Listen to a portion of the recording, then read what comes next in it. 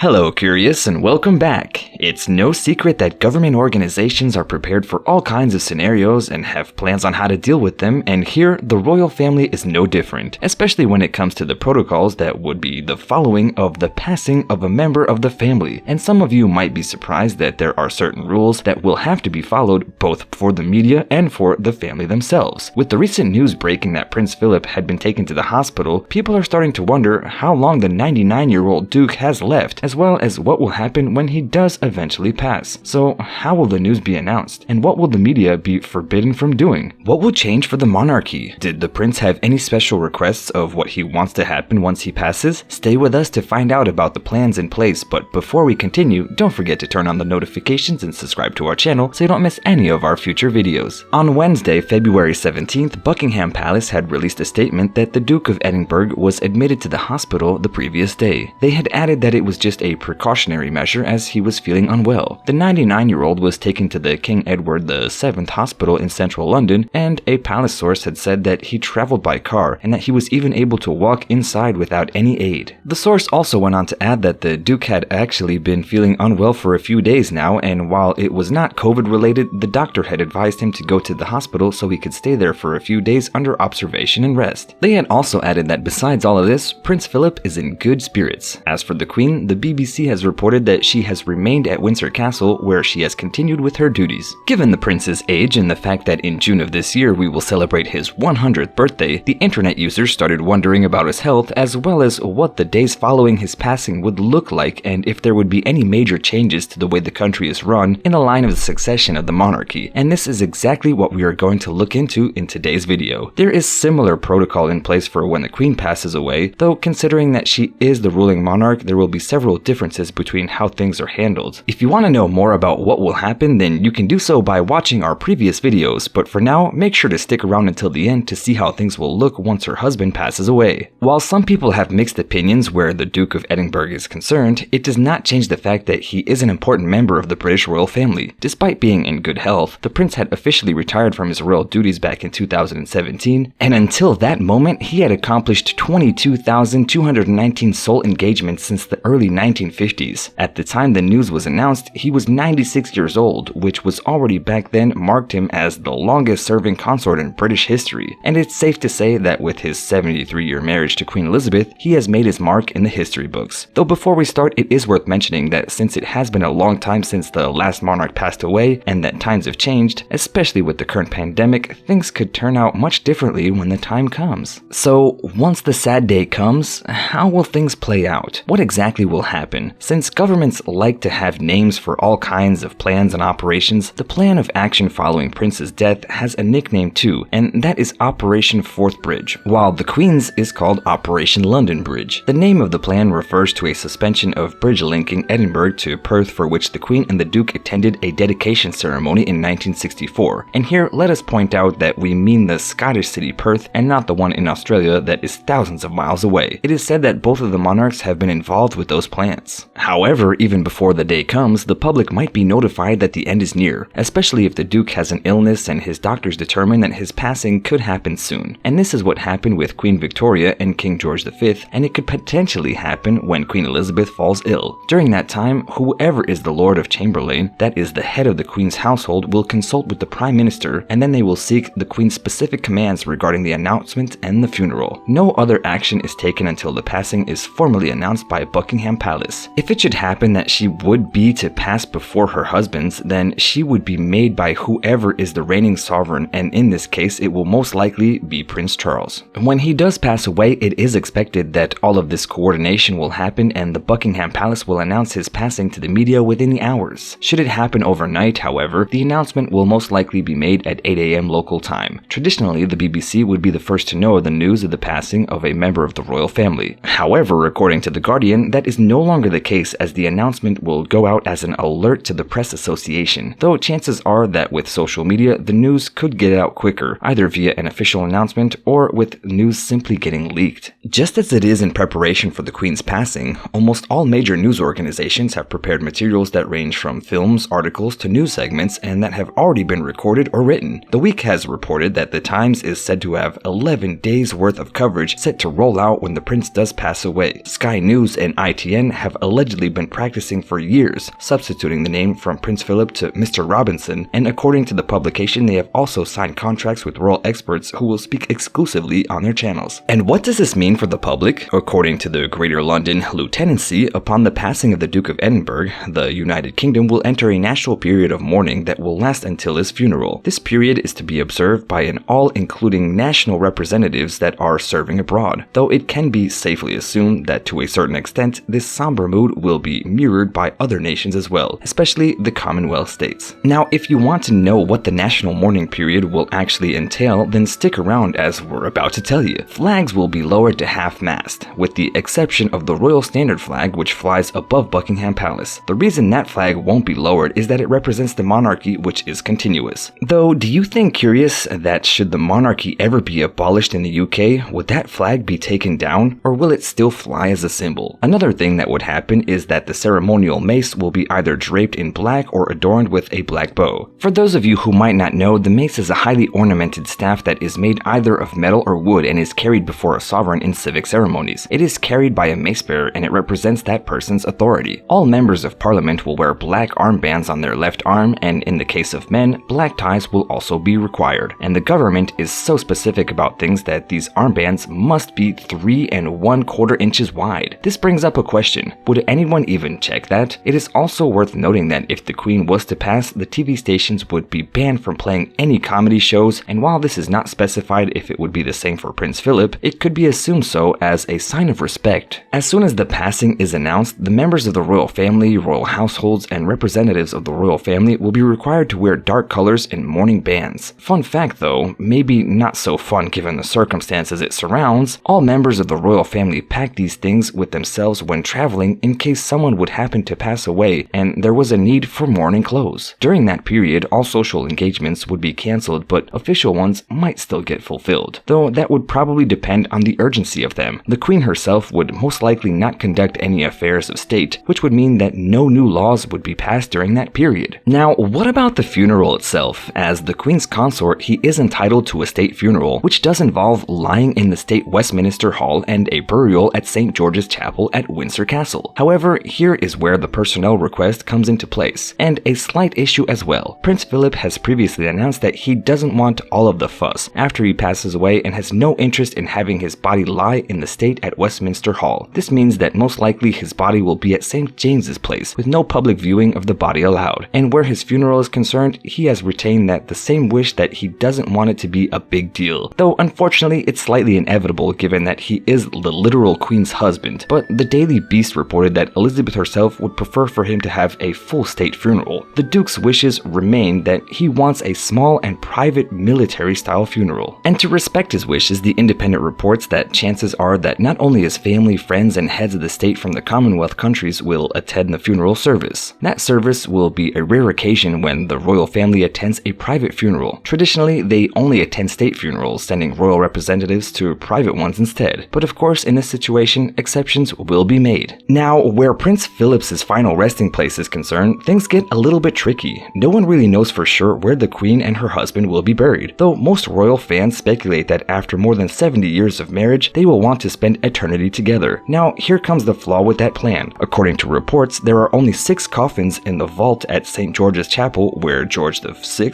and the Queen Mother, Queen Elizabeth, Prince Philip, Prince Charles, and Camilla Parker Bowles are all meant to be buried. But upon her passing in 2002, Princess Margaret was cremated and placed there, which means there is one place down. Could that mean that the Duke of Edinburgh might be buried somewhere else? However, with the reports about his funeral, it is said that he wishes to be buried at Frogmore Gardens, where the Queen Victoria and Prince Albert are laid to rest. And it's assumed that after the funeral takes place, the Queen would be expected to return to her royal duties, given that she does survive her husband. However, it's not a guarantee that she will. After Queen Victoria's husband passed away, she remained in seclusion for years, not even appearing for opening the Parliament, and when she finally did, she refused to speak. As for the line of succession, nothing else would change. After the Queen's passing, it is still expected that Charles would take over the throne as the next in line. So curious, what are your thoughts on the royal passing protocol? Did you know that they already had these things planned? Were you aware even that the media was prepared for such an event? Did anything surprise you? Please let us know in the comments below, and as always, don't forget to like, share, and subscribe to our channel. See you guys next time.